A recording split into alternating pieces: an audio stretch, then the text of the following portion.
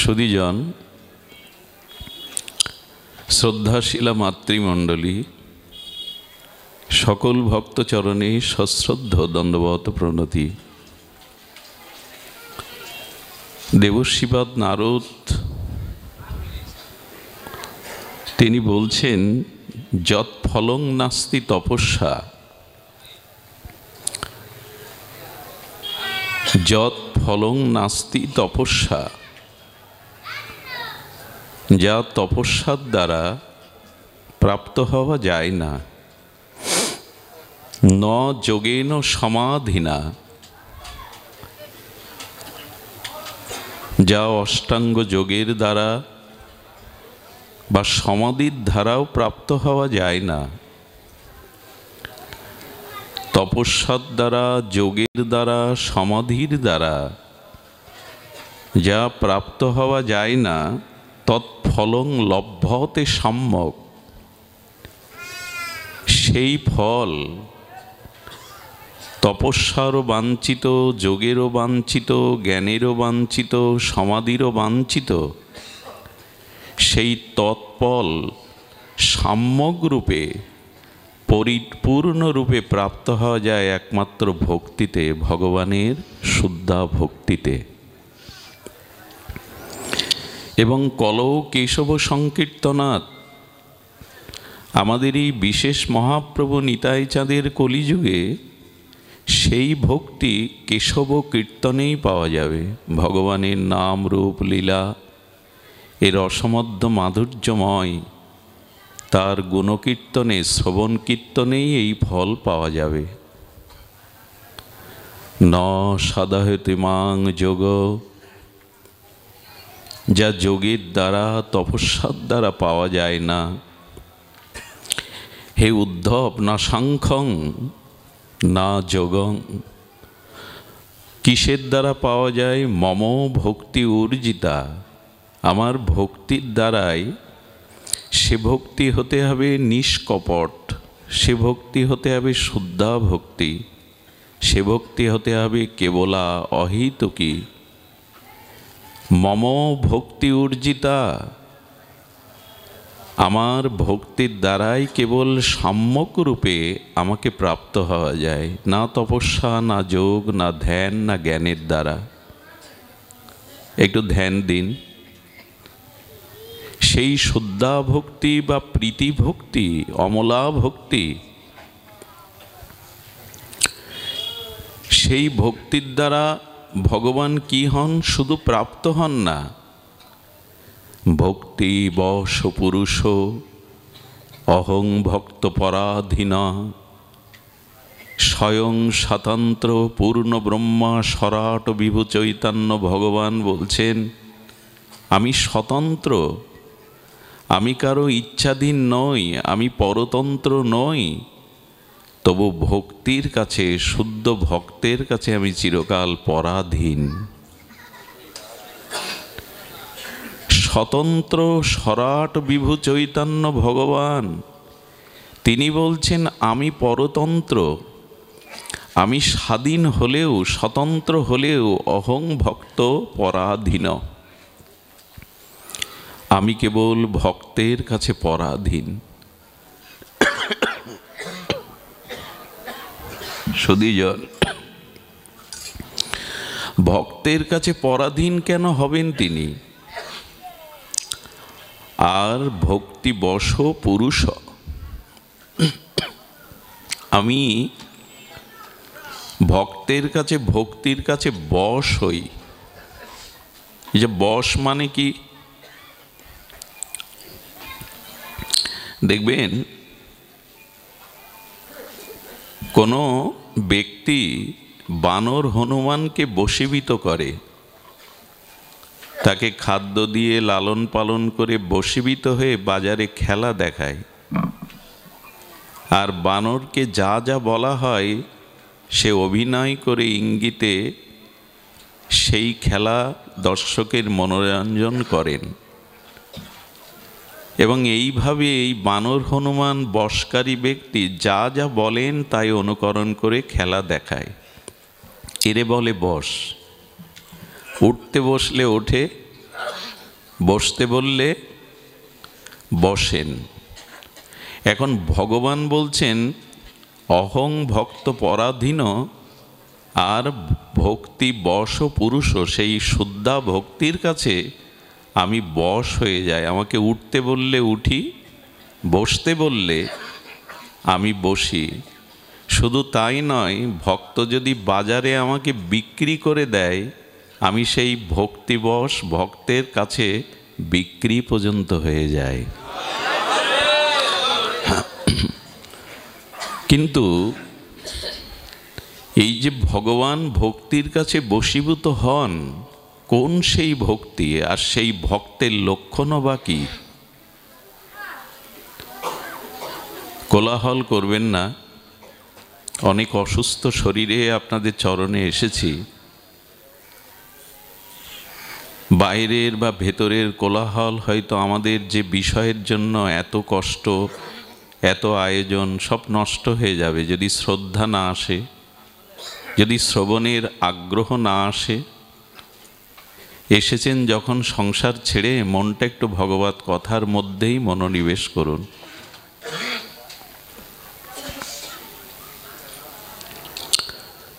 তো সেই ভক্তির কি লক্ষণ? ভক্তির দ্বারা ভগবান বশ হয়ে যান। বলেন হ্যাঁ, শোনো তবে, এই ভক্তি আমি সকলকে দিতে চাই না। ভগবান বলছেন এই ভক্তি আমি সকলকে দিতে চাই না। ভক্ত কৃষ্ণ যদি ছোটে ভক্তে ভক্তি মুক্তি দিয়া, প্রেম ভক্তি নাহি দেন রাখেন লুকাইয়া। ধ্যান দিন শব্দের দিকে। কৃষ্ণ ছুটছে কার পেছনে? ভক্তের পেছনে। কেন? তুমি ভজন করছো তাই তো আমার ভক্ত। তুমি ফুল তুলসী দিচ্ছ, আমার ভজন করছো, এখন আমি ঋণী হয়ে যাচ্ছি, সেই ঋণ শোধের জন্য আমি তোমার পেছনে ছুটছি। তুমি কি নেবে বলো? তুমি ভক্তি নেবে মানে ভোগ নেবে? ভোগ বলতে কি জানেন? ভগবান বলছেন আমার সমান রূপ চাইলে, 4 হাত চাইলে আমি দিতে পারি। আমার মতো ঐশ্বর্য যদি চাও আমি দিতে পারি। আমার নিকটে যদি বাস করতে চাও বৈকুণ্ঠে, আমি তাও দিতে পারি। আমি ভক্তি মুক্তি, বা তুমি যদি জন্মমৃত্যু চক্র থেকে নিষ্কৃতি পেতে চাও, সেই মোক্ষ বা মুক্তিধাম দিতে পারি। নেবে? কৃষ্ণ যদি ছুটে ভক্তে ভক্তি মুক্তি দিয়া, ভক্তি মানে অনন্ত ভোগ, আর মুক্তি মানে মোক্ষ, এই দেওয়ার জন্য কৃষ্ণ ছুটছেন। কেন? ও আমার ভজন করছে, আমি ঋণী হয়ে যাচ্ছি, ও ঋণ শোধের জন্য কিছু যদি নাই, ছুটছে। কিন্তু প্রেম ভক্তিটা লুকিয়ে রেখেছে, ওটা দেবে না। কৃষ্ণ যদি ছোটে ভক্তে ভক্তি মুক্তি দিয়া, প্রেম ভক্তি নাহি দেন রাখেন লুকাইয়া। কেন প্রভু দেওয়ার জন্য ছুটছ, প্রেম ভক্তিটা লুকাচ্ছ কেন? ওটা যদি দেই তাহলে চিরদিন ওর কাছে আমি বিক্রি হয়ে যাব, বশ হয়ে যাব। ও যা বলবে আমাকে তাই করতে হবে। কেউ কারোর বশ হতে চায়? আচ্ছা, এবার ভক্তের দিকে তাকান। তুমি কি চাও? ভক্তি চাও, মুক্তি চাও, শাস্তি চাও, সারূপ্য চাও, শালক্য চাও, মুক্তি চাও? ভক্ত নীরব, কিছুই চায় না। কি চায়? ধ্যান দিচ্ছেন তো? ভক্ত কি চাইছে দেখুন, আর আমাদের দশাটা দেখুন। ভক্ত কি চাইছে? ভক্ত চাইছে নীরবতা। ভগবান বলছেন কিছু তো চাও। ভক্ত চাইল কি জানেন? আহা, দিও মানাং না গৃহান্তি বিনা মত সেবনং বিনা। হে পরম প্রেমময়, আমি তোমার কাছে ভক্তি মুক্তি ঐশ্বর্য শাস্তি সারূপ্য শালক্য চাই না, জন্মে জন্মে তোমার চরণের সেবা চাই। আমি অন্য কিছু চাই না। এখন দেবদেবীর কাছে, ভগবানের কাছে আমরা এরকম বলি তো, চাকরি বাকরি, সংসারের উন্নতি, অর্থবিত্ত চাই না, তোমার সেবা চাই। ওইটুকু চাইতে শিখিনি বলে আমাদের ধন, বৃত্ত, বৈভব, সুযোগ সুবিধা পাই, কিন্তু ভক্তি হয় না। চাওয়াটাই পাওয়া, আপনি কেমন চাইছেন তার উপর নির্ভর করবে আপনার পাওয়া। আপনি ধন, জন, পুত্র,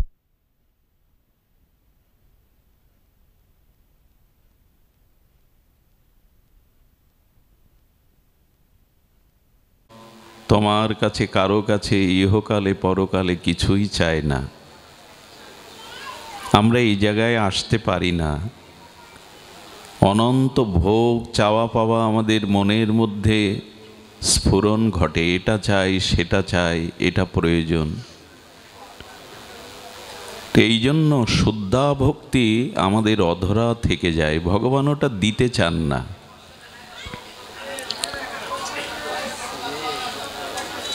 ভক্তিতে ভগবান কিভাবে বশ হন, এটা ধ্যান দিন, আপনারাই শুনুন। কে কি এলো, কে কি বললো, ওদিকে দৃষ্টি দিন না, এদিকে দৃষ্টি দিন। ভাগবত যখন হয় দৃষ্টিটা অন্যদিকেও ফেরাতে নাই, হরি কথার মধ্যেই নিবিষ্ট হতে হয়।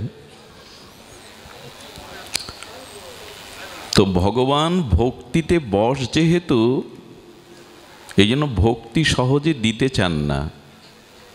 আচ্ছা, ভগবানকে যদি বলি ভক্তি যদি ভক্তকে তুমি দাও, প্রেম ভক্তি, শ্রদ্ধা ভক্তি দাও, তো কি হয়? বলা, আমার আর সে দাস থাকে না, আমি সত্যি সত্যি জন্ম জন্মান্তরে ওই ভক্তের দাস হয়ে যায়, আমি দাস হই। আর এটা যাত্রা মঞ্চের অভিনয়ের দাস নয়, চিরকালীন তার দাস হই। একবার ভাবতে পারেন সেই সর্বগরীয়সী মহান ভক্তির কি মহিমা। এখন ভক্তিতে ভগবান যে বশ হন, দাস হন, তার একটা দৃষ্টান্ত শুনুন। আপনাদের মনে আছে ভস্মাসুর নামের এক অসুর, তিনি ভগবান শিবের আরাধনা করতে শুরু করলেন, কঠোর তপসাধনা। নামটা কি বললাম? ভস্মাসুর। আশুতোষ ভগবান শঙ্কর অল্পতেই তুষ্ট হন। তো এই ভস্মাসুরের কঠোর তপস্যায় সন্তুষ্ট হয়ে ভগবান শঙ্কর বলছেন, বর চাও। উনি দিতেই আসেন। ভস্মাসুর বলছে, প্রভু আমাকে বর দিন যে যার মাথায় আমি হাত রাখবো সে যেন ভস্ম হয়ে যায়। ভগবান শঙ্কর এত ভোলানাথ, এত তিনি সন্তুষ্ট হন, পরিণাম বিবেচনা করে তথাস্তই বলে দেন, বললেন তথাস্ত। তখন ভস্মাসুর বললেন, রিহার্সালটা আপনার দিয়েই হোক, শুরুটা আপনার দিয়েই হোক, মাথা বাড়িয়ে দেন। মানে ওর ইচ্ছা ভগবান শিবের কাছ থেকে বর নিয়ে শিবকে ভস্মসাৎ করে কৈলাস আর পার্বতীকে দখল করবে। অসুররাও ভজন সাধন করে, ভক্তের থেকে আরো কঠোর সাধন করে। যেমন ওর সাধনও প্রথমে হাত কেটেছিল ভস্মাসুর, তারপরে একটা পা কেটেছিল। যখন দর্শন দিচ্ছেন না, তখন শরীরের অনেক অঙ্গ কাটতে শুরু করেছে। এই দেখে শিব ঠাকুর, এখন কেউ কেউ সাধন ভজন করে নিজের কামনা বাসনা পূরণের জন্য, ভগবানকে সন্তুষ্টির জন্য নয়, সেবার জন্য নয়। এই জন্য কামনা বাসনা নিয়ে পূজা অর্চন এগুলি না করাই উচিত। হয়তো দেব দেবী ভগবান আপনাকে দেবে, কিন্তু এর পরিণাম যা আমার প্রয়োজন, সেই প্রেম প্রয়োজন, সেটা পূর্ণ না হলে বারবার এই জগতে গতাগতি করতে হয়। খুব ধ্যান দিয়ে কথাগুলি শুনুন। তো যখন ভগবান শঙ্করের মাথায় ভস্মাসুর হাত রাখতে গেছে, শঙ্কর পালাচ্ছে, নিজের বরে নিজেই পালাচ্ছে। ব্রহ্মালোকে বিষ্ণুলোকে ত্রিভুবন পালাতে পালাতে বিষ্ণুলোকে গিয়ে বলছেন, প্রভু দেখুন। তো ভগবান বিষ্ণু তিনি তো চতুর শিরোমণি, এসে বললেন, ভস্মাসুর তোমারও মাথা কোনো বুদ্ধি নাই? আরে ভান খেয়ে পড়ে থাকে, দুধরার ফুল ফল খায়, শ্মশানে মশানে থাকে, কাকে কি বললো আর তাতে তুমি বিশ্বাস হলো? একবার পরীক্ষা করলে না? ভগবান তার চাতুরি বুদ্ধি দিয়ে অসুরকে বেঁধে রাখলেন, বলে এত দৌড়াচ্ছ কেন, একটু শান্ত হও, আগে আমার কথা শোনো। উনি যেটা বললেন ধুদ্রার ফুল ফল খান, আর উনি আবেশে থাকেন, কি বলেছে সেটাই সত্য। বলেন তাহলে আপনি কি বলতে চাইছেন? বলে একটু পরীক্ষা করে ছুটবে তো, এত দৌড়াদৌড়ি কেন? বলে কি পরীক্ষা করব?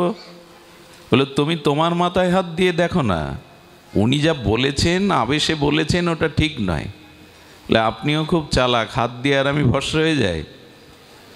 বলেন না না, মাথায় হাত দেওয়ার একটা, আচ্ছা কোথাও যদি আগুন থাকে, আগুনে হাত না দিয়ে তার একটু উপরে হাত দিলে তো তাপ লাগবে।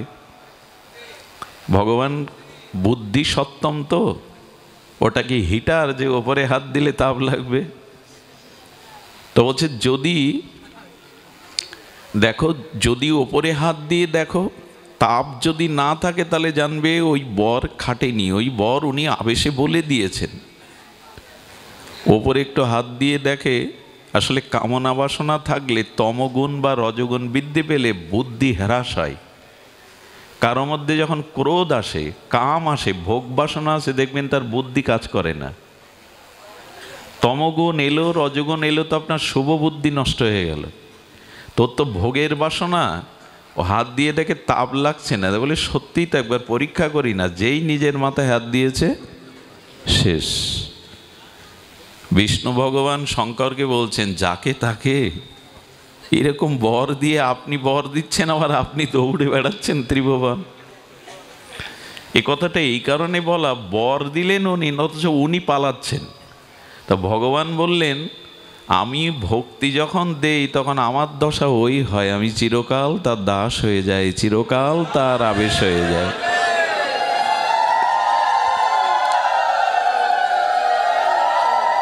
এই জন্য ভক্তি বা প্রেম আমি সহজে দিতে চাই না, কিন্তু ভক্ত আবার আমার সেবা ছাড়া, প্রেম ভক্তি ছাড়া অন্য কিছু ন ধনং ন জনং সুন্দরীং ন সুন্দরীং কবিতাং বা জগদীশ কাময়ে মম জন্মনি জন্মনিঃসারে অহৈতুকি ভাগবত ভক্তিতয়ী। আমি ধন চাই না, আমি কবিত্ব প্রতিভা মান চাই না, সুন্দরী রমণী চাই না, জন্ম জন্মান্তরে তোমার চরণে যেন আমার অহৈতুকি ভক্তি হয়, হেতু যেন না থাকে। তোমার পাঠ শুনতে এসেছি, তোমার গুণমহিমা মাধুর্য শুনতে এসেছি, আমার প্রাণে যেন তোমাকে সুখ দেওয়া ছাড়া আমার নিজের কোনো চাওয়া পাওয়া না থাকে। এই জায়গাটা একবার এসে দেখুন, তখনই প্রকৃত শান্তির সন্ধান পাবেন। কামনা বাসনা নিয়ে ভগবানের কাছে গেলে কি হয়, মাঝখানে বাধা হয়ে যায়। আচ্ছা, আমি আপনাকে আলিঙ্গন করছি বন্ধু ভেবে, আপনার নাভির ওপরে কোনো বস্ত্র নাই, জামা কাপড় নাই, আমারও নাই, তো ওই দুটো দেহ বক্ষে বক্ষে তো মিশে যাবে, চর্মে চর্মে মিশে যাবে, কিন্তু একটা জায়গা মিশবে না। যদি কারো গলে উপনয়ন বা পৈতা থাকে, ওই জায়গাটুকু বাধা পড়বে কি না? ওইটুকু সুতোই বাধা হয়ে যাবে। তাদের বক্ষে বক্ষে দুই সজ্জন বন্ধুর আলিঙ্গনে ওই সুতোটাই অন্তরায় হয়ে যাবে, বাধা হয়ে যাবে। তা ভগবান বলছে, তোমার আর আমার মাঝখানে ভক্তি ছাড়া অন্য কামনা রেখো না, তাহলে বাধা হয়ে যাবে, ওইটুকু বাদ পড়ে যাবে। এ আর কবে বুঝবো? এ জন্মে আর বোঝা হয়েছে কথা, কত জন্ম যাবে, তবু এই জায়গায় আসতে অনেক বিলম্ব হবে, আবার সহজেও হবে। দেখুন, আমাদের এক পদকর্তা বলেছেন, কথাটি হৃদয়ে গেঁথে নিন। এক পদকর্তা বলেছেন, শেষ মহেশ গণেশ দীনেশ সুরেশ, এদের নামগুলো তো জানেন। শেষ মানে বলরাম, অনন্ত নাগ। শেষ মহেশ মানে শিব। শেষ মহেশ আর দীনেশ গণেশ সুরেশ, সুরেশ মানে দেবরাজ ইন্দ্রাদি দেবগণ। চতুরানন ষড়ানন পঞ্চানন, পঞ্চানন মানে ভগবান শঙ্কর, ষড়ানন মানে কার্তিকেয়, আর চতুরানন মানে ব্রহ্মা। অর্থাৎ শেষ মহেশ গণেশ সুরেশ বা ব্রহ্মা শিবাদি এবং অনন্ত যোগীগণ মণিগণ ঋষিগণ, যার মহিমা গুণকীর্তনে, যার অনন্ত গুণমহিমা মাধুর্য তারা পরিপূর্ণরূপে জ্ঞাত হতে পারেন না, তার পরিপূর্ণ ঐশ্বর্য মাধুর্য পরাকাষ্ঠাকে স্পর্শ করতে পারেন না, বর্ণনা করে শেষ করতে পারেন না, সেই ভগবান ভক্তি বা ভক্তের কাছে চিরবশ হয়ে তার পিছু পিছু ছুটে বেড়ায়। এরাও যার মহিমা, অনন্ত মাধুর্য অন্ত করতে পারেন না, সেই ভগবান কি করে? শেষ মহেশ গণেশ সুরেশ ষড়ানন পঞ্চানন চতুরানন, যার অনন্ত মহিমা পার পান না, সেই ভগবান বৃন্দাবনে ভক্তিময় গোপীদের কাছে একটা নাড়ুর লোভে ধিন ধিন করে নাচছেন বৃন্দাবনে। ভক্তির মহিমা বুঝতে পারছেন কথা? এরা যার পার পায় না, সেই অনন্ত মাধুর্যময় শ্রীগোবিন্দ ব্রজলীলাতে ব্রজ গোপিকাদের অহৈতুক নির্মল বিশুদ্ধ ব্রজপ্রেমের দ্বারা বলছেন, গোপাল তোর জন্য নাড়ু এনেছি, দাও। ছুটে যাচ্ছে নাড়ুর লোভে। নাড়ুর লোভে গোবিন্দ ছোটে। আসলে এই নাড়ুর মধ্যে গোপীদের নিঃস্বার্থ ভক্তি বা প্রেম মেশানো আছে। বস্তুতে ভগবান উতল হয় না, তিনি তো ঐশ্বর্যপতি, সকল কিছু তো তার, কিন্তু এই নাড়ুর মধ্যে গোপীদের সেই অহৈতুক প্রীতি ব্রজভক্তি মেশানো আছে। সেই নাড়ু যেই নিতে যাচ্ছে, গোপী বলল নাড়ু দিতে পারি, একটু নেচে দেখাতে হবে। গোবিন্দ তখন তাদিন দিন্না নাতিন তিন্না করে নাচছেন। বলে ব্রহ্মা দেখো, শিব দেখো, গণেশ দেখো, শেষ দেখো, যাকে ধ্যানে পাওয়া যায় না, যোগে পাওয়া যায় না, যার অনন্ত মহিমা শেষ করা যায় না, সে ভক্তের কাছে এক নাড়ুর লোভে নাচছে আজ বৃন্দাবনের অলিতে গলিতে। আহা, ভক্তির কি মহিমা, ভক্তির কি গরিমা, নাচছে সে। ওই যে বানর খেলা দেখায়, যেমন বানরের মালিক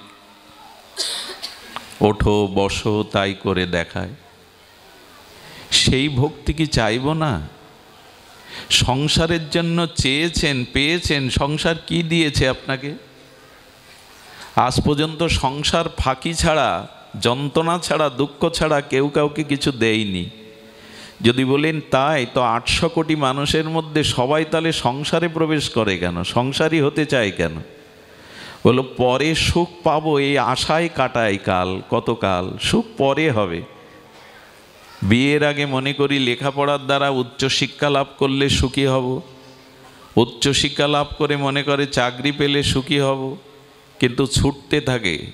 শান্তির চাকরি পাওয়ার পরে বললেন বিবাহ করলে সহধর্মিণী আনলে সুখী হব, স্ত্রী আনার পরে বললে পুত্রকন্যা হলে সুখী হব, পুত্রকন্যা জন্মালে তাদের বড় হলে মানুষের মতো মানুষ করতে পারলে, শিক্ষিত করতে পারলে, ডাক্তার মাস্টার করতে পারলে সুখী হব। এইভাবে সামনে সুখের আশায় মানুষ দিন গণে, জন্ম গণে। সংসারে আজ পর্যন্ত কেউ চিরসুখ পায়নি, পাওয়ার কথাও নাই। এই জন্য চাইতে হয় ভগবানকে।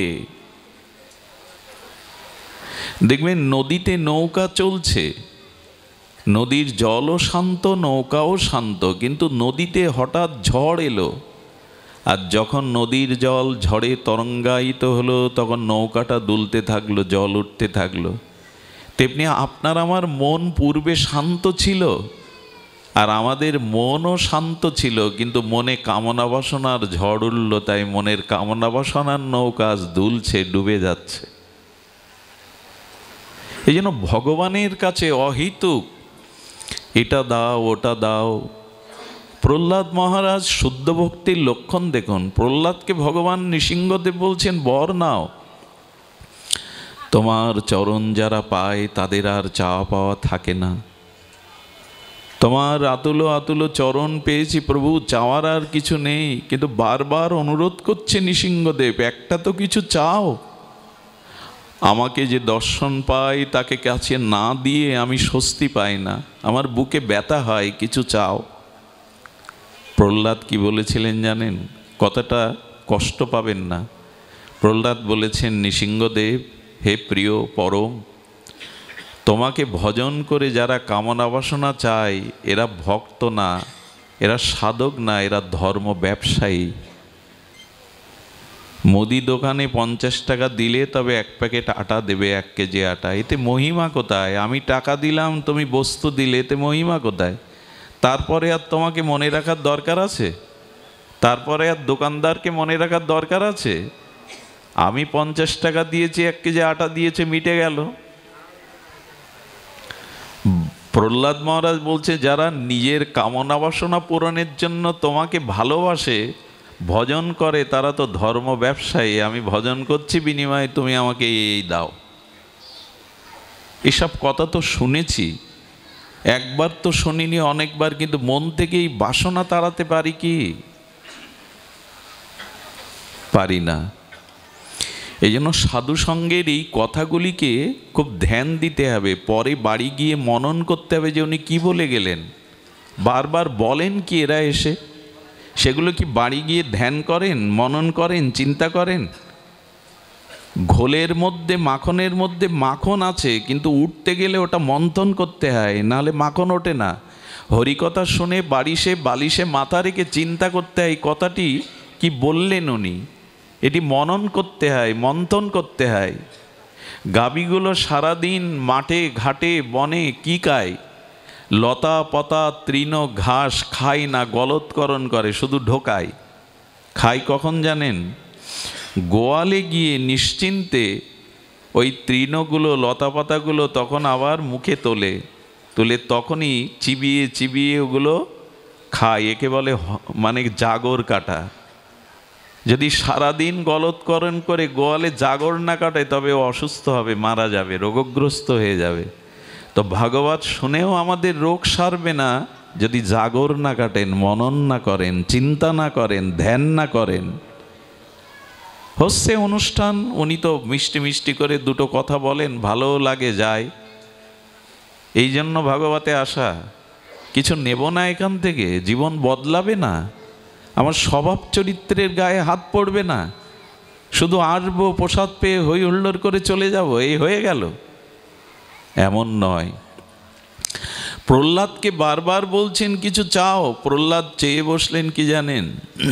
তবে তোমার দেওয়ার যখন এত ইচ্ছা প্রভু, এই দাও। আমার চিত্ত মাঝে মনোবাসে কোনো কিছু চাওয়ার বাসনার বীজটাই তুমি নষ্ট করে দাও। কোনো কিছু চাওয়ার যে বীজ, আগে তো বীজ, তারপরে তো অঙ্কুর হবে। তো কামনা বাসনা চাওয়ার বীজটাকেই তুমি নিষ্ক্রিয় করে দাও, যাতে কোনো চাওয়া আমার মনে না জাগে। এ কোথায় আর আমরা কোথায়? আমরা কোথায় আর এরা কোথায়? শুনতে এসছি শুদ্ধ ভক্তির কথা, এরা কোথায় আর আমাদের স্তর কোথায়? সুধীজন, এই জন্য ভক্তিতে ভগবান চিরকাল অভিনয় নয়, যাত্রামঞ্চের মতো নয়, নাটক নয়, উপন্যাস নয়। ভগবান বললেন আমি চিরকাল তার দাস হয়ে যাই। সার্বভৌম শ্রী গীতাতে নবম অধ্যায় 22 শ্লোকে ভগবান তার দৃষ্টান্ত প্রমাণ সহ রেখেছেন। অনন্য চিন্তয়ন্ত মাং যে জনা পর্যুপাসতে তেষাং নিত্যাভিযুক্তানাম যোগক্ষেমম বহম্মহম। অনন্য, অন্য চিন্তা না করে, অন্য কোনো ভাবনা না করে, নিত্য নিরন্তর অবিচ্ছিন্ন তৈলধারার ন্যায় যিনি আমার ভজন করেন, আমি দায়িত্ব নিচ্ছি তার যোগ এবং ক্ষেম অর্থাৎ তার প্রয়োজনীয় বস্তু আর সেটি সংরক্ষণ, দুটো দায়িত্ব আমি নিজ মাথায় করে বয়ে দেব। অনন্যগত চিত্তে যে আমার উপাসনা করে, তার প্রয়োজনীয় বস্তু যোগ এবং তার সুরক্ষণ রক্ষণ আমি করে দেব। আচ্ছা, মনে আছে 3 পদ জায়গা কার কাছে চেয়েছিলেন ভগবান বামন? আপনারা ভাগবত শ্রোতা, বিজ্ঞ শ্রোতা, বলি মহারাজের কাছে, তাই না? আচ্ছা, পা কটা থাকে ভগবান যখন লীলাতে আসেন? শ্রীকৃষ্ণ বা আমাদের গৌরহরি দুটোই তো। বিশ্বরূপে তার অসংখ্য হস্ত, অসংখ্য পদ, কিন্তু লীলাতে যখন আসেন তার 2 পা। তো উনি 3 পা চাইলেন কেন? 1 পাতেও তো বিশ্ব ব্রহ্মাণ্ড একটা লোমকূপে দখল করতে পারেন, 3 পা চাইলেন কেন? বলে যিনি এত বড় দাতা, যার মনে এত বড় দানের ইচ্ছা, তাকে কৃপা করব না? 1 পাদ দ্বারা উনি সপ্ত তল নিয়ে নিলেন। তল, অতল, পাতাল, রসাতল, মহিতল, 7টা। আমাদের নিচে 7টা স্তর আছে, আর উপরে 7টা আছে, ভূ, ভুব, স, মহ, জন, তপ, সত্য। 1 চরণেই এই নিচের 7টা, উপরের 7টা নিয়ে নিলেন। আর একটা চরণে অনন্ত বিশ্বব্রহ্মাণ্ড দখল করে নিলেন। তখন বলছেন আর 1 পা জায়গা দাও। বলে সবই তো নিয়ে নিয়েছো, জায়গা যেমন নাই। আর তুমি 3 পদ চেয়েছিলে, এখন তো 2 পা দেখছে, আর 1 পাও তো তোমার নাই। আসলে এটা ভগবানের কত বড় কৃপা দেখুন। 2 পাতেই তো কাজ সারতে পারতেন, আর 1 পা চাইলেন কেন জানেন? যে আমাকে সর্বস্ব দিয়ে দেয়, আমিও তাকে সর্বস্ব দিতে আসি। আমিও তাকে সর্বস্ব দিতে আসি। এই জন্য নাভি থেকে একটা দিব্য চরণ প্রকাশ করলেন। বলি খুঁজে পাচ্ছেন না, অনন্ত বিশ্ব ব্রহ্মাণ্ডের মধ্যেই তো আমি, সবই তো দিয়ে দিয়েছি, এই চরণের জায়গা কোথায় দেব? বলির চিত্তে ভগবান প্রেরণা দিয়ে যেন জানিয়ে দিলেন, একটা জায়গা এখনো খালি আছে, একটা জায়গা তোমার খালি আছে, তোমার মাথাটা এগিয়ে দাও। তুমি যেমন সর্বস্ব আমায় দিতে চেয়েছো, আমি আর একটি চরণ দ্বারা তোমারও সর্বস্ব তোমাকেই দিতে এসছি। শুনলে অবাক হতে হয়। ওই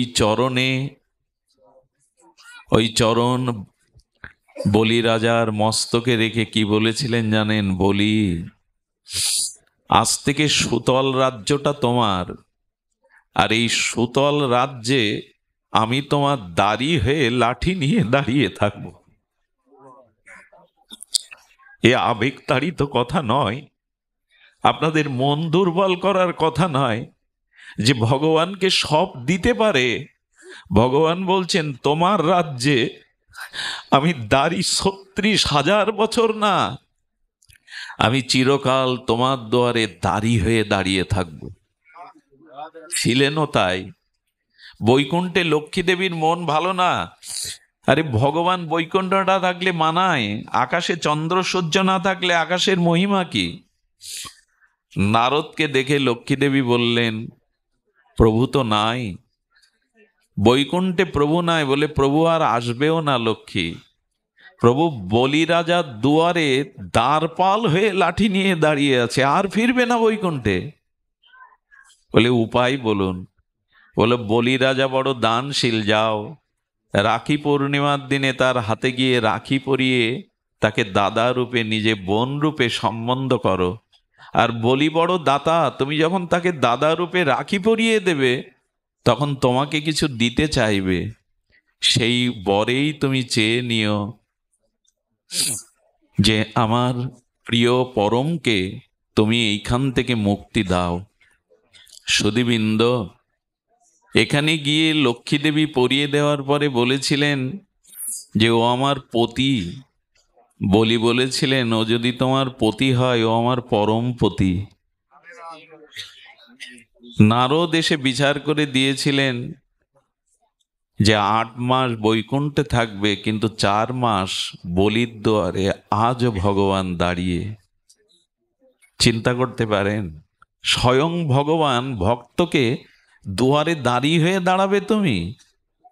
বলো, ভক্তি যে সর্বসময় দেয়, আমি তার দুয়ারে দ্বারপাল হয়েও দাঁড়িয়ে থাকি। এই রহস্য সদ্গুরুদেবের কৃপা। শুদ্ধ ভক্ত সঙ্গ না করলে ভাবও জাগবে না। যে যেমন সঙ্গ করে তার ভিতর তেমন রঙ্গ প্রকাশ হয়।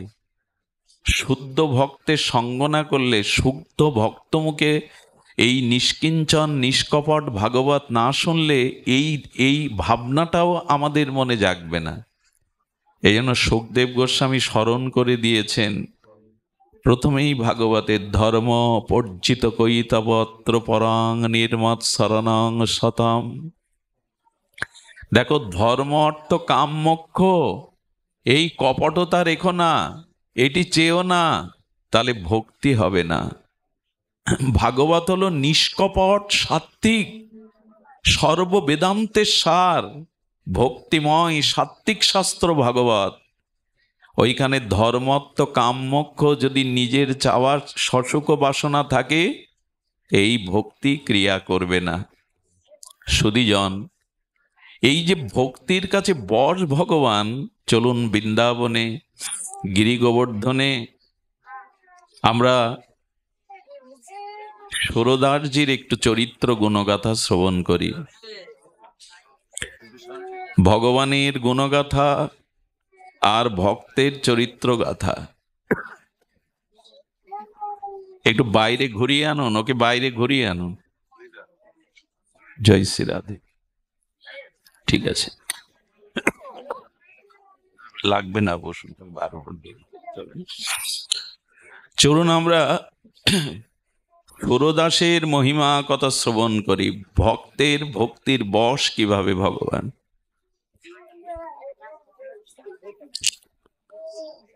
সুধীজন, এই সুরদাস ছিলেন পূর্বলীলায় ভগবত উত্তম ভক্তশ্রেষ্ঠ উদ্ধব মহারাজ। উনি রাধারানী গোপিকাদের চরণে প্রার্থনা করেছিলেন, বৃন্দাবনের একটি লতা করে জন্ম দাও।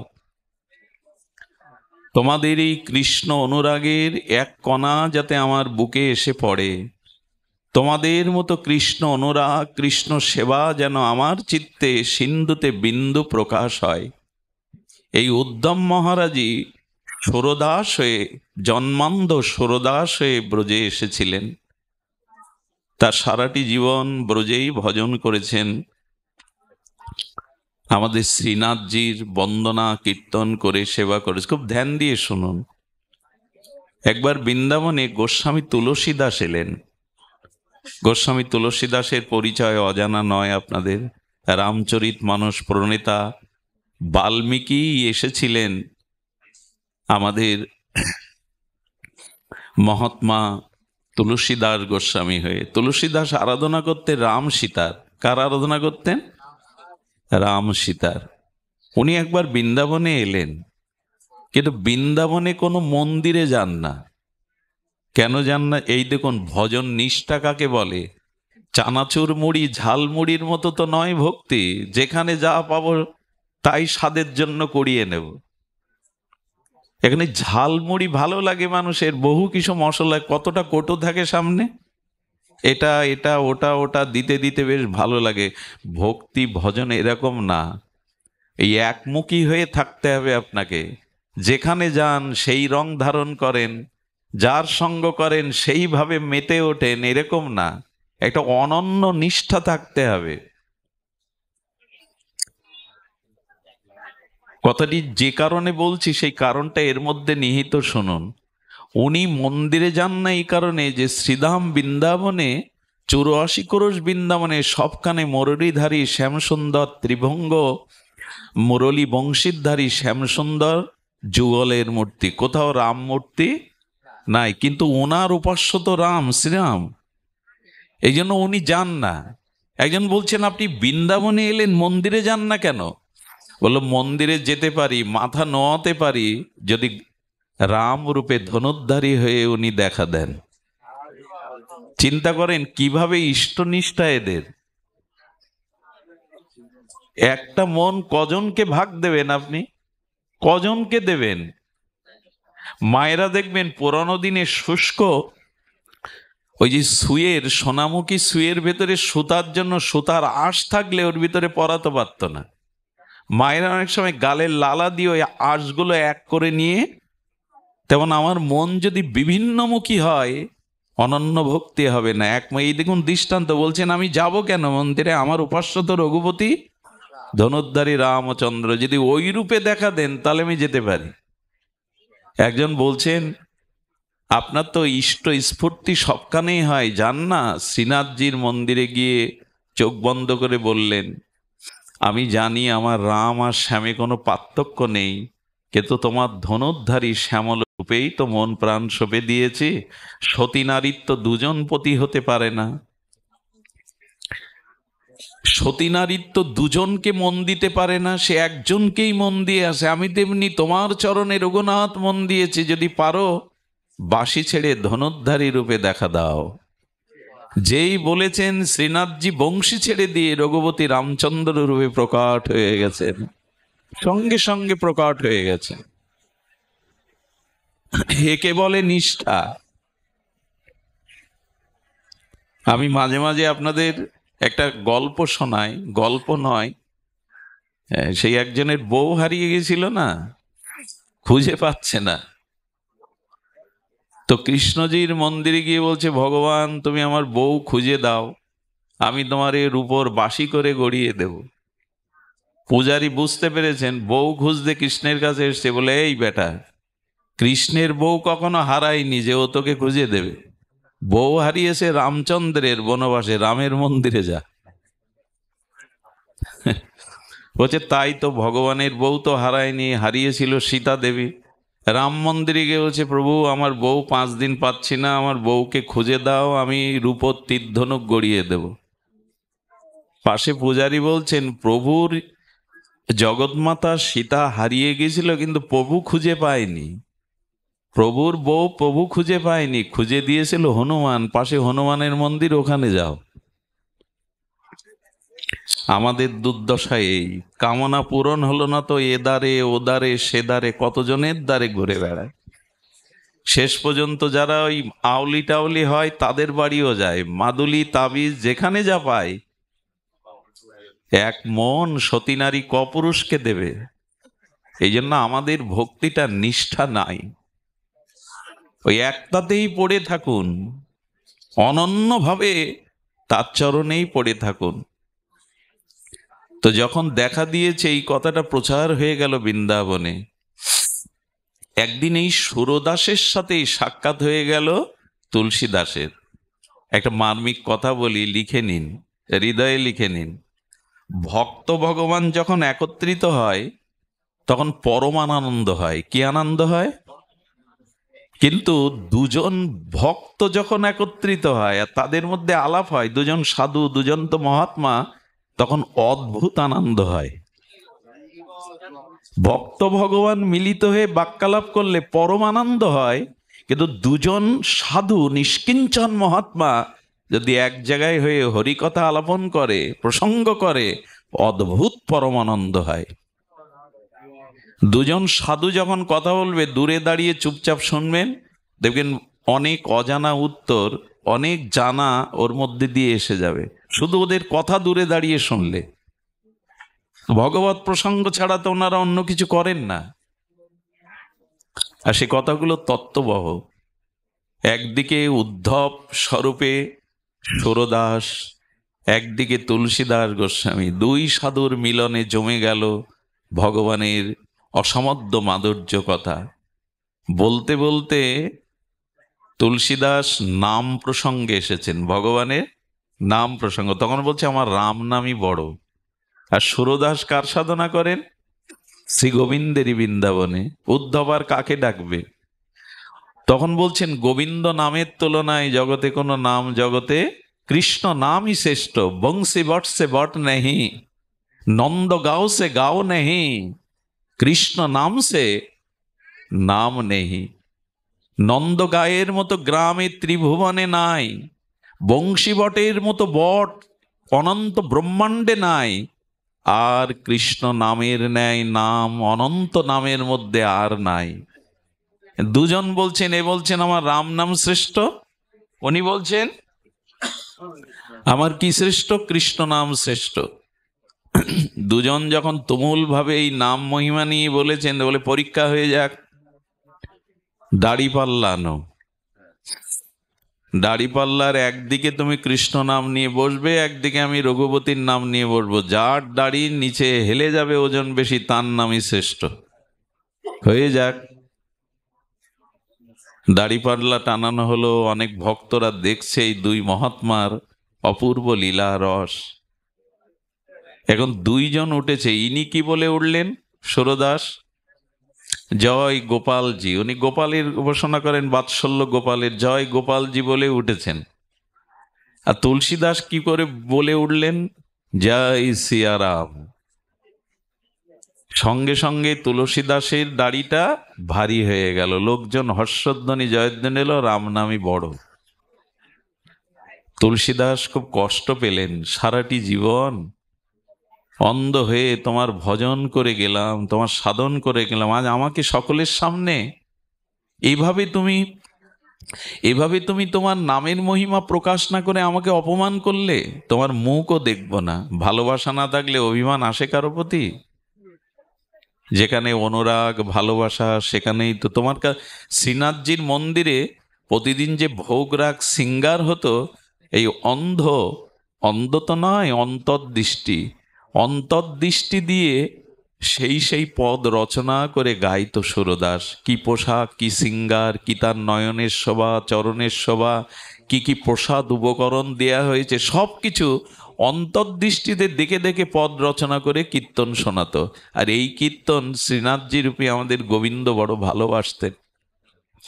যখন দুদিন মন্দিরে যাচ্ছে না, ভগবানের কাছে অভিমানে যাচ্ছে না, ভগবানই গোপাল রূপে কাছে এসে গেছে। কি গো, আমাকে ভুলে কি করে আছো? আমাকে না দেখে কি করে আছো? বলো বেরিয়ে যাও।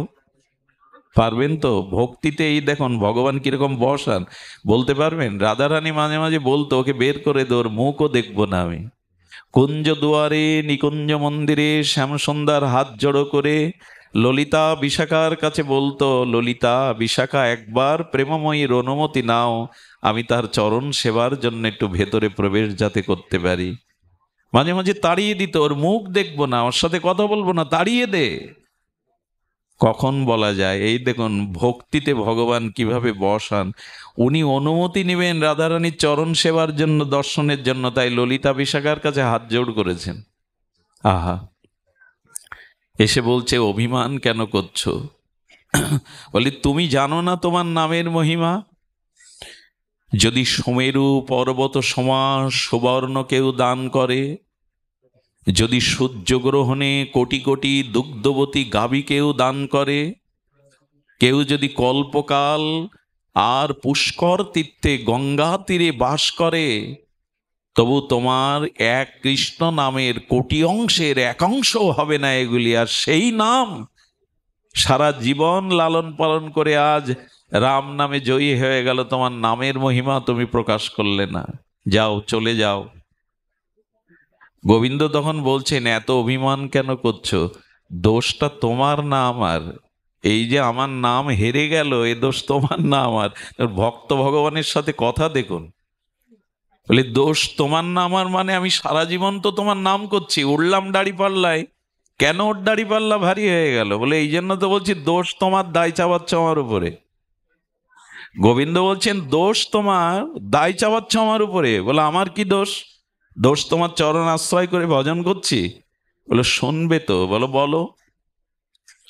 বলেন আচ্ছা, দাড়িতে ওঠার সময় তুমি কি বলেছিলে আর তুলসীদাস কি বলেছিল মনে আছে? বলে হ্যাঁ আছে। তুমি কি বলেছিলে? বলেছিলে জয় গোপাল।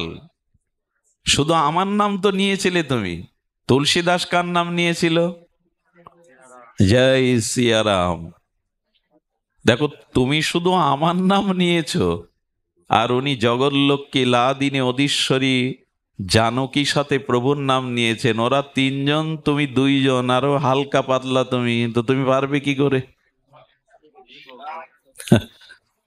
এ কথা শুনলে এত আনন্দ হয়, আর হৃদয় দিয়ে যারা চিন্তা করে, এই লীলাগুলো যারা মনে মনে দর্শন করে হরিনাম করতে করতে, তাদের কি আনন্দ হয়। বলেন, একে তো লিগলিগে পাতলা, তুমি অন্ধ, খাও তো এইটুকুনি প্রসাদ, আর তুলসীদাস কত মোটা সোটা, তারপরে তুমি নিয়েছো শুধু আমার নাম, ও নিয়েছে সীতা সহ রামের নাম, ওর দাড়িপাল্লা ভারী হবে না তো আমার হবে? বলে, তবে শুনে রাখো, যদি শুধু তুমি আমার নাম না নিয়ে তার আগে শ্রীজির নাম নিতে, রাধারানীর নাম নিতে, তবে এই দাড়িরই ওজন হতো। শ্রীকৃষ্ণ কেন বলে জানেন?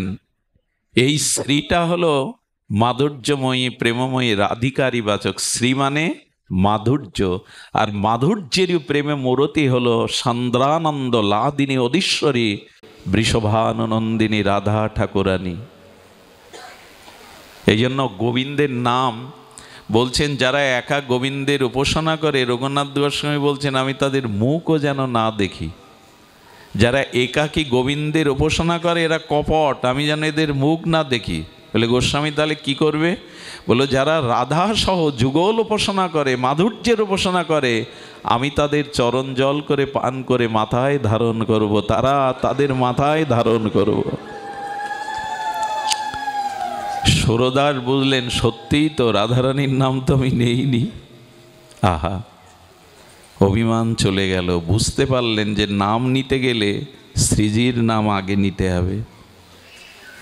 রাধা নামেই জয় জয় রাধা নাম, বৃন্দাবন যার ধাম, কৃষ্ণ শোকবিলাসের নিধি, হেন রাধা গুণগান, না শুনিল মোর কান, বঞ্চিত করিল মোরে বিধি।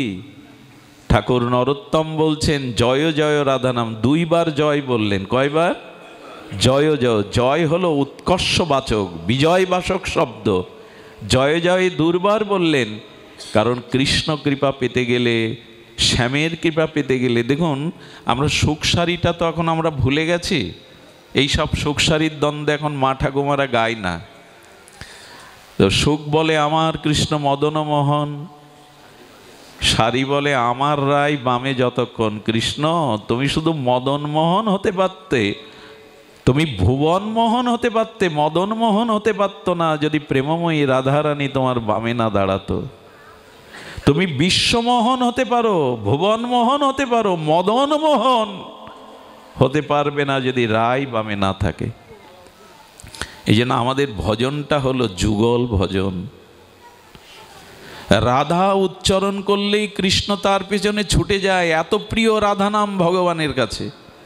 কেউ যদি রা বলে, গোবিন্দ হা হয়ে তার দিকে তাকায়, কেন? তার পেছনে ছুটে নিজেকে তার কাছে বিক্রি করে দেব বলে। বলো, রা বলে যদি রাধা না বলে, রাজা বলে, রামমোহন বলে, রামনগর বলে, কৃষ্ণ তখন ব্যথা পেয়ে মুখ ফিরিয়ে নেয়, আমার রাধা নাম তো বলল না, প্রিয়াজির নাম তো বলল না। রাধা বললেই গোবিন্দ তার পিছনে ছুটে বেড়ায়, নিজের আত্মবিক্রয় করে দেবে বলে। এই জন্য সারা বিশ্বে আজ এই রাধা নামের মহামহিমা। সুরদাস বুঝলেন, সত্যিই তো ভুল আমার। সুধীবৃন্দ, সুরদাসের কিঞ্চিত আস্বাদন বলবার মতো আর শারীরিক, এটা বলাচ্ছেন আমি, শারীরিক যে অবস্থা, কণ্ঠই বলবার মতো উপযোগী নয়। কিন্তু হরিকথার এই একটা আবেশ, 103 জ্বর, কিন্তু ব্যাসাসনে হরিকথা বললে বরফ হয়ে জায়গা। এই হরিকথার সাক্ষাৎ একটি কৃপা শক্তি। যারা এখানে আছেন তারা যদি খুব মন প্রাণ হরিকথাতে দিতে পারেন, তবে আপনাদের বলবো, দেখবেন এখানে কোনো রোগ ব্যাধি, জরা ব্যাধি, চিন্তা, সাংসারিক চিন্তা আপনার আবেশ ফেলবে না। হরিকথার সাক্ষাৎ মহিমা।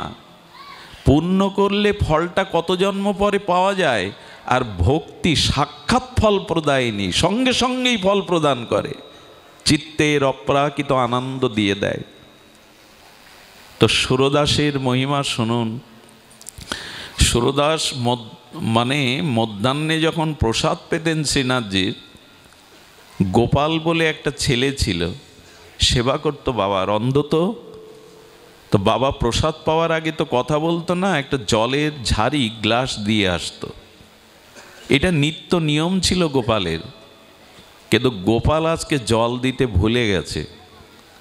আর সুরদাস বাবা প্রসাদ পেতে পেতে কী হয়েছেন, গলায় এমন করে এক গ্রাস অন্ন আটকে গেছে, প্রসাদ সচ্ছে না, চিৎকার করে গোপালকেও ডাকতে পারছে না, কোনো রকমে গো বলে উঠেছে, সচ্ছে না, গলায় জলও পাশে নেই, অন্ধ সুরদাস। যেই গো বলে উঠেছেন, কি বলবো, সঙ্গে সঙ্গে গোবিন্দই গোপাল বেশে এসে জল হাতে ধরিয়ে দিল। শুধু হাতে ধরালো না, বাবা আমি দিচ্ছি তুমি পান করো তো। যেই জল পান করছে বলে, জল পান তো প্রতিদিন করি, এমন আস্বাদন জলের তো থাকে না। অমৃতের মতো আস্বাদন করে ওনার দেহে পুলক সাত্ত্বিক বিকার দেখা দিচ্ছে, হৃদয়ে বড় আনন্দ হচ্ছে। গিলাসটা ওখানে রেখেই গোপাল চলে গেছে। কিছুক্ষণ পর যখন প্রকৃত সেবক গোপাল এসেছে, বললেন এই জল তুই আজ কোথা থেকে এনেছিস? বলে, ও বাবা ক্ষমা করে দিন, আজ তো আমি আপনার জলের ঝাড়ি দিয়ে যাইনি দুপুরে। আমার পরে মনে পড়ে বলো অনুশোচনা হচ্ছে, বাবা আজকে আপনি যখনই বলেছি তুই ঝাড়ি দিসনি, বলো না আমি জলের ঝাড়ি দেইনি তো। সঙ্গে সঙ্গে বলছে, যা তো শ্রীনাথজির মন্দিরে দেখে আয় তো শ্রীনাথজির নিজের সেবার গ্লাসটা ওখানে আছে কিনা। গোপাল মন্দিরে গিয়ে দেখে শ্রীনাথজির যে গ্লাসটা, সেই গ্লাস ওখানে নাই। সেই গ্লাসটাই নিয়ে এসেছিলেন সুরদাসের জন্য, ওনার কুঠি হাতে রেখে চলে গেছে। বললেন, গোপাল শ্রীনাথ তুমি জল দিতে এসেছো? ভক্তি বশ ও পুরুষ, বলছিলাম না ভক্তির বশ কিভাবে হন। আচ্ছা অন্যকে পাঠাতে পারতেন না গোবিন্দ? ওই গোপালকেও তো মনে করিয়ে দিতে পারতেন। কিন্তু ভগবান বললেন, ভক্ত শুধু আমার সেবা করে আনন্দ পায় না, আমারও স্বাদ হয় হাতে করে ভক্তের সেবা করতে। ভক্তের সেবা করতে ভগবানেরও বড় স্বাদ হয়। মাঝে মাঝে এই জন্য চলে আসেন তিনি। সেদিন বললেন, আর কষ্ট দিবি না কখনো, এক গ্লাস জল অন্তত। বলল, প্রভু আর ভুল হবে না। ভুল হওয়াটাই তো ফুল হয়ে উঠল। ভুল না হলে এভাবে তিনি আসতেন। সুরদাসজির আর দুটি লীলা বলে বিশ্রাম করি। খুব অপূর্ব এই কথাগুলি, খুব হৃদয় দিয়ে অনুভব রাজ্যের কথা। আপনাদের মনে আছে তখন মোগল আমল, দিল্লীশ্বর আকবর তখন ক্ষমতায়। এই 50 বছর মোগল সাম্রাজ্যের এই প্রচণ্ডশালী সম্রাট আকবর তখন বাস করেন বৃন্দাবনের অদূরে আগ্রাতে। আগ্রাতে বাস করেন আকবর। আকবরের একটু অনেকগুলো বিবাহের মধ্যে একটি হিন্দু রমণীকে তিনি বিবাহ করেছিলেন। নামটা আমার এখন স্মরণ আসছে না। তো হিন্দু সেই রমণীটি ছিলেন ব্রাহ্মণ তনয়া। ছোটবেলা থেকে ব্রজের আশেপাশে জন্মাতো, তার ভিতরে বিশুদ্ধ ব্রাহ্মণ কোলে এসেছিলেন। তো সেইটাই তো ভগবত প্রীতিটা তার ভিতরে ছিল। সম্রাট আকবর ওর রূপ গুণ, ওর সেবা মহিমায় এতটা আকৃষ্ট ছিলেন যে ওর স্বাধীনতায় বাধা দিতেন না। বলতেন, সম্রাট মাঝে মাঝে ব্রজ দর্শনে আমাকে যেতে দিতে হবে, মাঝে মাঝে ব্রজ দর্শনে আমাকে যেতে দিতে হবে। সম্রাট আকবর ওর রূপ গুণে মহিমায় এতটা মোহিত ছিলেন যে ওকে নিষেধ করতেন না। মাঝে মাঝে ব্রজে যমুনায় যেতেন, বংশীবটে যেতেন। একদিন যমুনা পুলিনে দেখে এক অপরূপ একটা মানে প্রস্ফুটিত শরতের পদ্মের মতো শোভামণ্ডিত একটা বালিকা দাঁড়িয়ে আছে, একাকী, পাশে কেউ নাই। তার মাধুর্য দেখে, তার বদন সৌন্দর্য দেখে মোহিত এসে বুকে এসে জড়িয়ে দিলেন। কে তুমি? এখানে তোমার মা, তোমার পিতা তোমার আপনজনরা কোথায়? বললো আমার কেউ নাই। সুধীবৃন্দ বুকে করে জড়িয়ে ধরলেন, আপন স্নেহে মনের ভিতরে জাগলো, আজ থেকে তুই আমার কন্যা। রাজপ্রাসাদে নিয়ে গিয়ে তাকে রাখলেন, কিন্তু এই সংবাদটা আকবরকে জানতে দেননি। তিল তিল শশীকলার ন্যায় ধীরে ধীরে একে মানুষ করতে লাগলেন। এই সুন্দরী মাধুর্য মূরতি যেন কোনো দেবলোক থেকে, কোনো অনন্ত মাধুর্য লোক থেকে নেমে এসেছে। একটু বড় হলো, কিশোরী হলো, ততদিন কিন্তু ঢেকে রেখেছেন। কারণ সবাই জানেন কেন ঢেকে রেখেছেন। আকবর যদিও সম্রাট, কিন্তু তার মধ্যে ভোগের বাসনা যায়নি। এই জন্য কন্যাকেও নিজের সন্তান কন্যা মনে করে মানুষ করলেও সম্রাটের সাথে পরিচয় দেননি। একদিন এই সম্রাটের স্ত্রী মুখ অন্ধকার করে বসে আছে। বালিকা এসে বলছে, মা তোমার মুখ অন্ধকার তো মানায় না, কেন, কি চিন্তা করছো? বললো, সম্রাট আগের মতো আর আমাকে ভালোবাসে না, আগের মতো আমাকে স্মরণও করে না। তার একটাই কারণ, আমার ভিতরে যে সৌন্দর্যটা সে দেখেছিল সেটা হয়তো এখন পায় না। মার এই ব্যথা মনে করে এই ব্রজ বালিকা, ওনার একটা বিশেষ গুণ ছিল, উনি সিঙ্গার করতে পারতেন। কোনো কোনো মেয়েরা সাজাতে পারে খুব সুন্দর, এই গুণটা ওর ছিল। ওই এমন করে ওর মাকে সাজিয়েছে, নিজেই আয়নাতে মুখ দেখে নিজেই মোহিত হয়ে যাচ্ছেন। ওই দিন সম্রাট যখন এনার মুখ দেখে অবাক হয়ে মাথা নত করে বলে, তুমি এখনো এত সুন্দর, এত মাধুর্যে ভরা তোমার বদন। আচ্ছা বলো তো, আজকে কে তোমাকে সিঙ্গার করেছে? যেটা এত বছর ধরে জানান দেয়নি। বলতে হলো, আমারই এক কন্যা, তোমারই সে সন্তান হয়। বলো তাকে দেখাও। বলো তার কাছে যেতে পারবে না, আমি দূর থেকে পর্দাটা সরাচ্ছি, তাকে দেখো। যেই ওকে দেখেছে, আসলে কে জানেন এই বালিকা? এই বালিকা ললিতা সখী। কেন এই বালিকা রূপে এসেছেন আপনাদের পরে বলছি।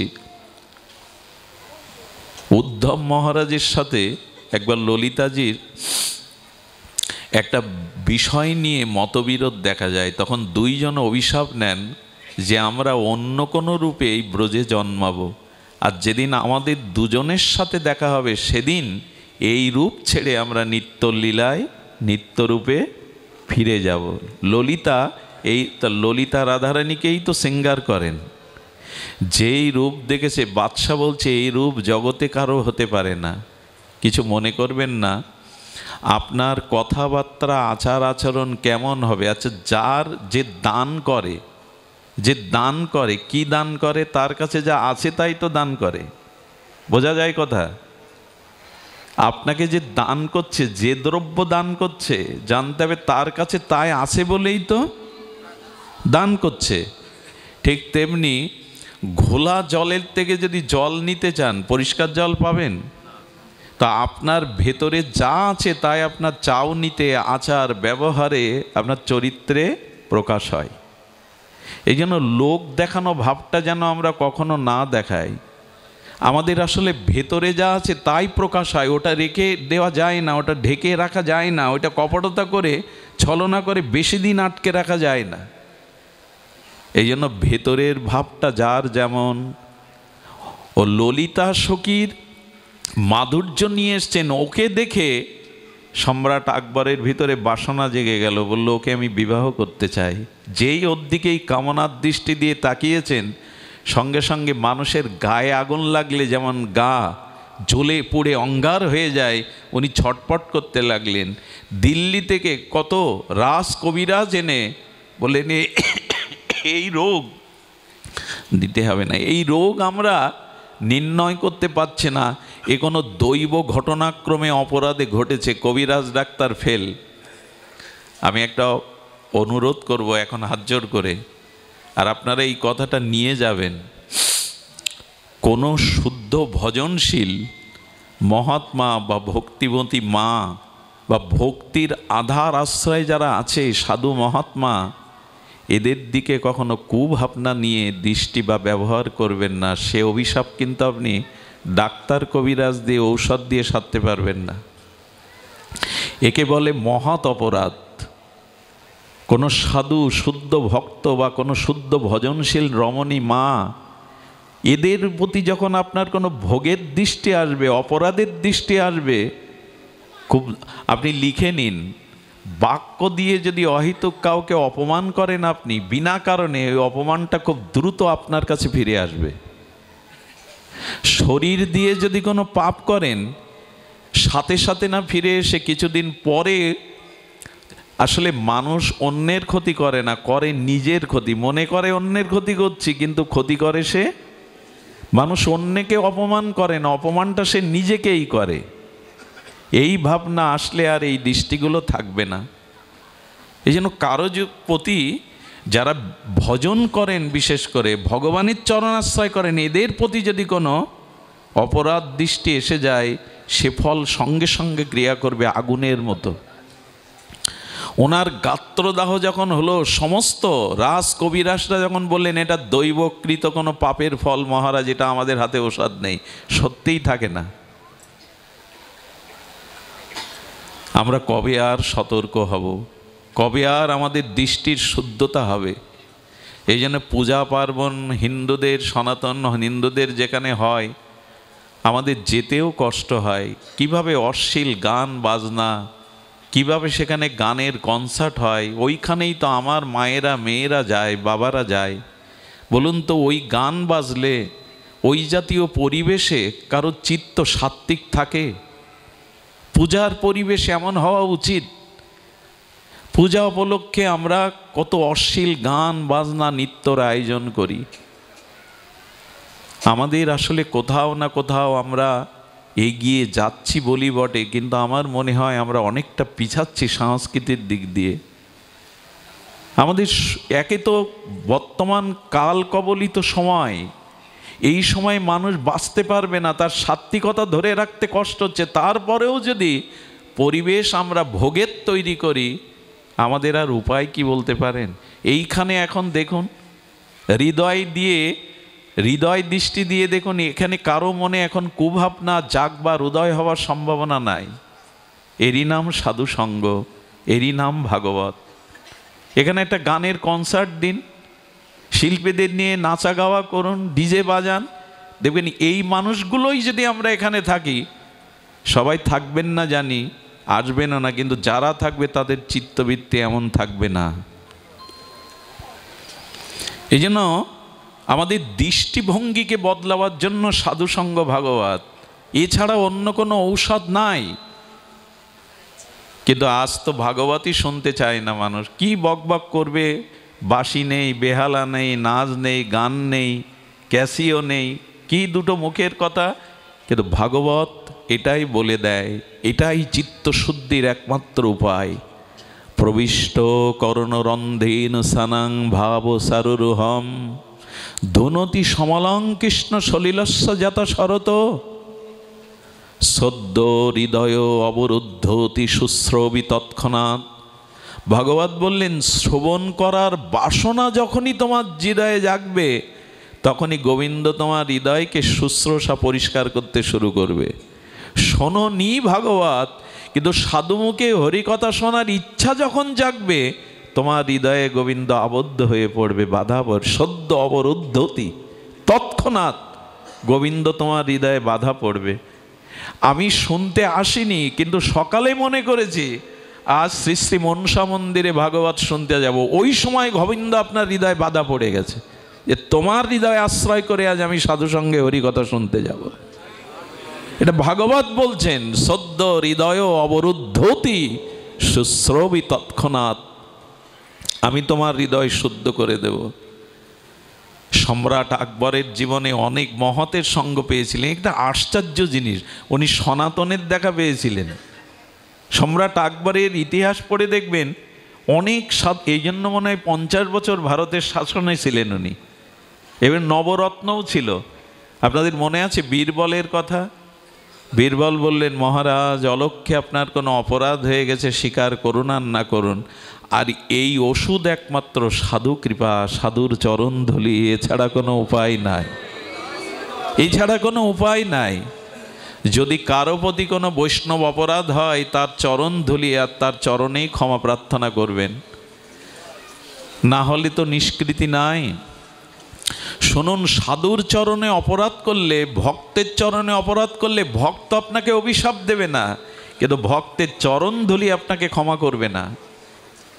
এই জন্য যদি কারো কথায়, বাক্যে, আচরণে অপরাধ হয়, তার সামনে অবনত মস্তকে তার চরণ ধুলিতে ক্ষমা চাইবেন, না হলে কিন্তু খেসারত দিতে হবে। সম্রাট আকবর বুঝলেন, রাজ কবিরাজও যখন আমার এই দাহ নিবারণ করতে পারছে না, আমি ওর দিকে কামনার দৃষ্টির দিকে তাকিয়েছিলাম, এই সুরদাসকেই ডাকা হলো। ধ্যান দিয়ে শুনুন, সুরদাস যখন এসেছেন, বীরবল কৃপা করে অনুরোধ করে সুরদাসকে ডেকেছেন। সুরদাস বলছেন, মহারাজ, ঔষধ তো আপনার ঘরেই আছে, যার প্রতি কুদৃষ্টি দিয়েছেন তার চরণে আর ক্ষমা প্রার্থনা করে তার চরণ ধুলি অঙ্গে মাখুন। কন্যাটিকে তার মা আনলেন। সম্রাট আকবর এই দাহ থেকে নিষ্কৃতির জন্য তার চরণে পড়ে ক্ষমা প্রার্থনা করেছিলেন এবং নিজের মনোভাবটা পরিবর্তন করেছিলেন। সঙ্গে সঙ্গে তার দাহ চলে গেল। আর সুরদাস তো অন্তর্দৃষ্টি দিয়ে দেখল কে, তখনই বলল, সুরদাস, আমি ললিতা, তোমার সাথে আমার কথা ছিল, যেদিন দুজনার সাক্ষাৎ হবে সেদিন আমি নিত্যলীলায় চলে যাব। সঙ্গে সঙ্গে কি করেছিল জানেন? যোগাগ্নিতে, অর্থাৎ যোগের দ্বারা, দৃষ্টির দ্বারা অগ্নি প্রজ্বলন করে অগ্নিতে আহুতি দিয়েই ললিতা তার নিত্যলীলায় চলে গিয়েছিলেন এই শরীর ছেড়ে। সুরদাস যাননি, যাওয়ার কথা ছিল। সুরদাস আরও কিছুদিন ছিলেন। কিসের জন্য শুনুন। আহা, কেন ছিলেন জানেন? আপনার আমার মতো পতিতকে, আপনার আমার মতো বিষয়ী লোককে একটু ভক্তি দান করবে বলে। উনি শ্রীনাথজির মন্দিরে যেখানে ভজন করতে যেতেন, ওই শ্রীনাথজির মন্দিরে, অর্থাৎ গিরি গোবর্ধনের পরিক্রমা মার্গে শ্রীনাথজির মন্দিরের তলে একটা মুদি দোকানদার ছিল। তো উনি কি করতেন, যারা উপরে দেখতে যেত শ্রীনাথজিকে, ভগবানকে, তারা এসে এসে তাদের কাছে ডেকে শুনতো আজ কি পোশাক পরা, আজ কি কি ভোগ রাগ দেওয়া। এখন উনি ওই বর্ণনা করে খরিদ্দার আনতেন। আরে আসে এসেও শ্রীনাথজি আজকে এই হলুদ রঙের পোশাক পরেছেন, এই তার ভোগ হয়েছে, এই ভোগের উপাচার, এভাবে বর্ণনা করলে বলে নিনি তাহলে প্রতিদিন প্রতিক্ষণে মনে হয় দেখতে যান শ্রীনাথজিকে। এই জন্য ওনার দোকানে ভিড় জমে গেল।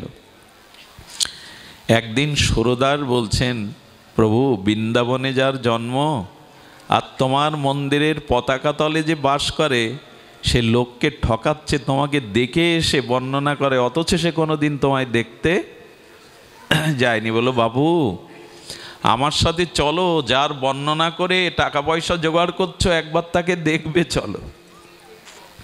বলেন, ঠিক আছে বাবা, বলছেন, আমি কালকে যাব, সিঙ্গার আরতির সময় যাব, কিন্তু কাল আর আসে না। বলি সন্ধ্যাবেলায় যাব। বাবা আবার আসেন। আচ্ছা, আমাকে আপনাকে কেউ বললে আমরা তার কাছে যেতাম। এই হলো সাধু।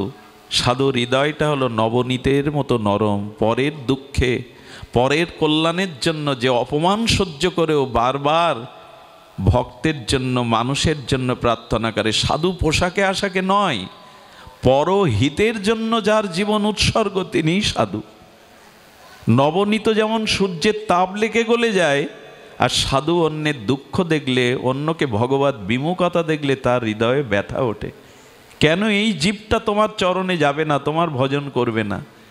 বলো সন্ধ্যায় চলো, বলে এখন লক্ষ্মীর প্রদীপ জ্বালিয়েছি, গেলে লক্ষ্মী ছাড়া হয়ে যাব, এইসব অজুহাত দেখাতেন। আর প্রতিদিন সুরদাস প্রার্থনা করতেন, শ্রীনাথ তোমার চরণতলে আছে, তোমারই পাশে বাস করে, একবার তাকে কৃপা করো। এইভাবে বলতে বলতে একদিন সুরদাস বলছে, শোনো, আমি এই মুহূর্ত আমার গানের দ্বারা, জানো তো, আমি পদ রচনা করে শ্রীনাথকে শোনাই।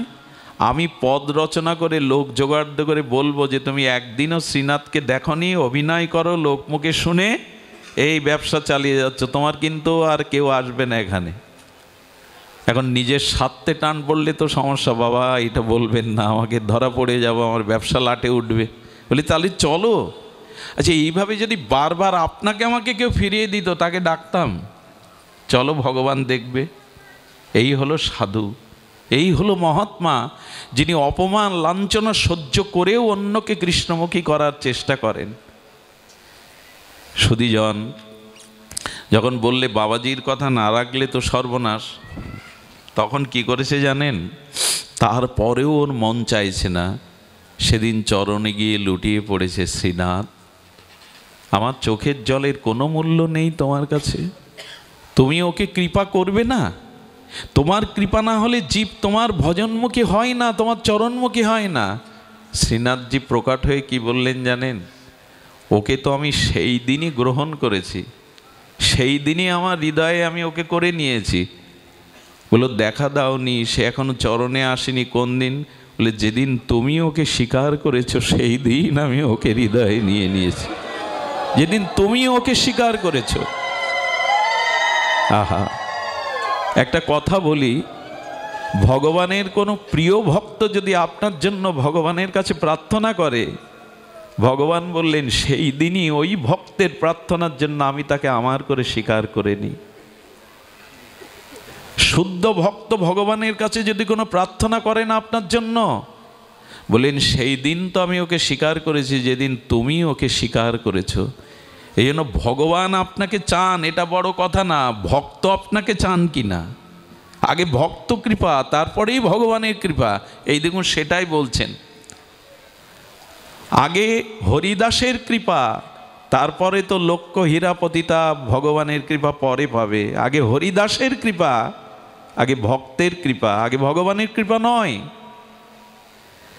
তখনই ওর মনে প্রেরণা দিয়ে আর ও নিচে থেকে তখন ওপরে উঠল, চরণ ধরে বলল ওকে একবার তোমার রূপের মাধুর্য এক ছটা দেখিয়ে দাও, বিজুরি চমকের মতো। শ্রীনাথজি তার অনন্ত মাধুর্য প্রেমরূপের ছটা বিজুরি চমকের মতো ওকে দেখালেন। সেই দিনই তৎকালীন সময়ে 700 বছর প্রায় আগে, সেই সমস্ত 60,000 টাকায় পর্যন্ত আয় করেছিল, দোকান বন্ধ করে সেই টাকা সুরদাসের চরণে প্রণাম করে বলেছিল, আমার নিঃশ্বাস আর আয়ু এই সম্পদ আমি বৃথা ব্যয় করেছি, কিন্তু সারা জীবন যা আয় করেছি এই সম্পদ আপনার চরণে দিলাম, আপনি যাতে গোবিন্দ সেবায় লাগে সেই সেবার জন্য নিবেদন করবেন। আমি আমার নিঃশ্বাস আয়ু সম্পদ কাজে লাগাইনি, কিন্তু সারা জীবন যা আয় করেছি আপনার চরণে দিলাম, আপনি শ্রীনাথজির সেবায় লাগান। সব ছেড়ে দিয়ে পড়ে থাকলো। কেন হয় এমনটা জানেন? যদি ভক্তের কৃপা হয়। সুরদাসের ইচ্ছা হলো চলে যাওয়ার। একদিন ওনার বল্লভাচার্য, ওনার গুরুদেব শ্রীনাথজি গোবিন্দকে শৃঙ্গার করছেন, কিন্তু মুখে হাসি নেই, আনন্দ নেই। বিগ্রহকে আরতি করে সেবা করে যদি বিগ্রহের ঠোঁটের কোণে নয়ন কোণে হাসি না দেখতে পান, জানবেন উনি আপনার সেবা গ্রহণ করেননি। যেদিন গ্রহণ করবে সেদিন বিগ্রহের দিকে তাকিয়ে দেখবেন ওনার ঠোঁটের কোণে মধুর একটা হাসি লেগে আছে, চোখের কোণে আনন্দের রেশ লেগে আছে, এতেই বুঝবেন আপনার সেবা তিনি গ্রহণ করেছেন। দেখছেন শ্রীনাথজির মুখ আধার, শ্রীনাথজির মুখ প্রসন্ন না। গুরুদেব ভাবলেন প্রতিদিন তো সিঙ্গার গুণকীর্তন করে সুরদার, আর সুরদার আছেনি, তাই মনে হয় আর শ্রীনাথজির মুখে ভগবানের মুখে হাসি নেই। ভক্ত না দেখলে ভগবানেরও ভালো লাগে না, তার মুখে হাসি ফোটে না। সুরদাস জগৎ থেকে বিদায় নেবেন, আনা হলো মন্দিরে। শ্রীনাথজির চরণ বুকে জড়িয়ে ধরে বললেন, প্রভু আমার সংকল্প ছিল আমি 1.25 লক্ষ তোমার পদ রচনা করে তোমাকে শোনাবো। 1 লক্ষ লেখা হয়েছে, কিন্তু 1.25 লক্ষ অর্থাৎ 25,000 শ্লোক এখন আমি সমাপ্ত করতে পারিনি। শ্রীনাথজি বললেন, সুরদাস ভক্তের কোনো মনের ইচ্ছা আমি অপূর্ণ রাখি না, খাতা খুলে দেখো ওই 25,000 আমি নিজেই পদ তোমার হয়ে রচনা করে দিয়ে এসেছি, তুমি খাতা খুলে দেখো। এই 25,000 পদ স্বয়ং ভগবান, যেমন জয়দেবের গীত গোবিন্দের দেহি পদপল্লব মোদারাম, গোবিন্দ নিজে জয়দেবের বেশে লিখে গিয়েছিলেন গীত গোবিন্দ। 25,000 ভক্তের ইচ্ছা অপূর্ণ রাখেন না। সুরদাস ভগবানের চরণকে বুকে নিয়ে আর প্রেমশ্রু বিগলিত করতে চিরদিনের মতো নিত্যলীলায় প্রবেশ করলেন। ভক্তের ভক্তির কাছে ভগবান এমনি করেই চিরদিন বশ হন। জয় হোক আপনাদের, মঙ্গল হোক আপনাদের, কল্যাণ হোক আপনাদের। আসুন আমরা ভগবানের শুদ্ধ ভক্তির পথে এগিয়ে যাই। আজ এইটুকুই। মহাপ্রভুর কৃপা হলে আগামীতে আপনাদের সান্নিধ্যে হরিকথার সাধু সঙ্গের ইচ্ছা অভিলাষ রেখে আজকের মতো হরিকথার এখানেই বিশ্রাম। শ্রীগুরু প্রেমানন্দে হরি।